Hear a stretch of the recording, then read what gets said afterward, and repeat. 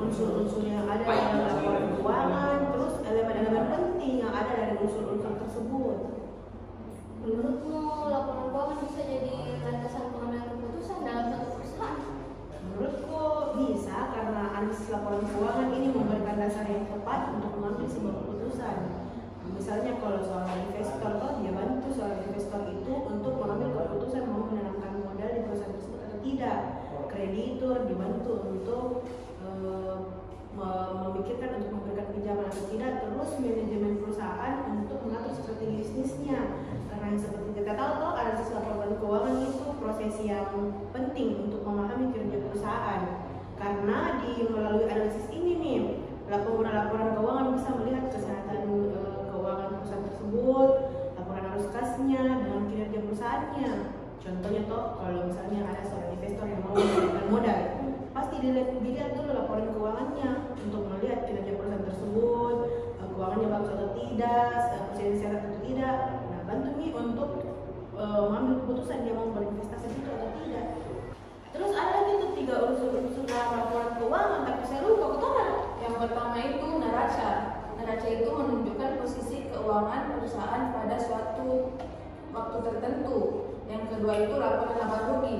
Laporan ini menunjukkan pendapatan dan biaya yang terjadi selama periode tertentu dan apakah perusahaan mendapatkan laba atau rugi. Yang ketiga itu laporan arus kas. Laporan ini melacak aliran uang masuk dan keluar selama periode tertentu. Menurutmu dari ketiga unsur-unsur tersebut ada keterkaitannya?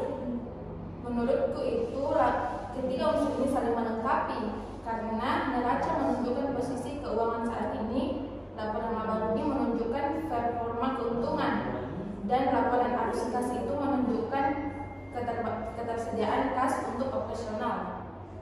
Setahu itu dalam unsur ada elemen penting, kayak dalam neraca itu ada aset itu kepentingan suatu perusahaan, kewajiban itu utang perusahaan, dan ekuitas itu modal dari pemilik atau pemegang saham. Kalau di laporan laba rugi itu pendapatan itu total penjualan yang dihasilkan. Kalau beban itu biaya yang dikeluarkan. Kalau laba bersih itu ada selisih pendapatan dan total beban. Nah, kalau laporan arus kas itu ada arus kas dari aktivitas operasional yang dihasilkan dari kegiatan operasional. Arus kas dari aktivitas investasi itu kas untuk membeli atau menjual aset. Arus kas dari aktivitas pendanaan itu kas yang diterima atau dibayarkan untuk utang dan ekuitas. Terus Rika, bagaimana elemen yang tadi disebutkan bisa digunakan untuk mengevaluasi rasio keuangan? Nah, kalau di neraca itu bisa evaluasi likuiditas sama solvabilitas.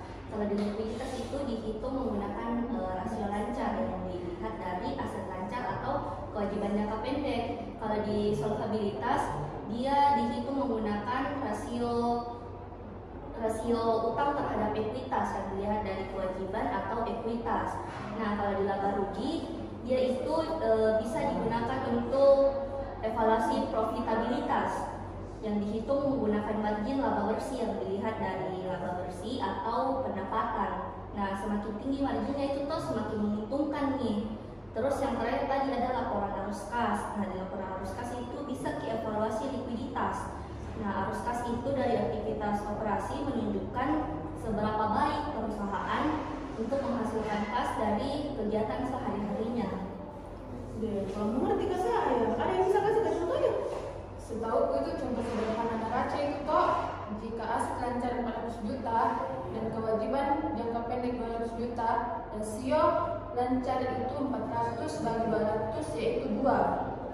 Contoh laba rugi itu jika pendapatan 1M dan laba bersih 250 juta, margin laba bersih yaitu 250 bagi 1000 yaitu 25%. Kalau contoh arus kas, jika arus kas dari aktivitas operasi positif 300 juta, itu menunjukkan perusahaan memiliki cukup kas untuk mendukung operasional. Jadi ini saling sharing gitu. Iya. Ada mungkin ada ini. Grab